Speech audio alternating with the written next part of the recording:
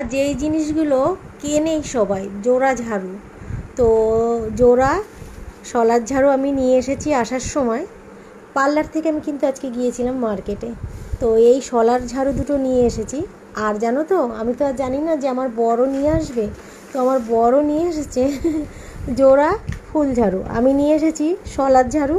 ওই যে ছাদটা ঝাড় দেওয়া লাগে, গাছের টবের পাতাগুলো শুকিয়ে শুকিয়ে একদম ছাদ ভর্তি হয়ে গিয়েছে, তো শলার ঝাড়ুটা তো লাগেই, তো এটা নিয়ে এসেছি।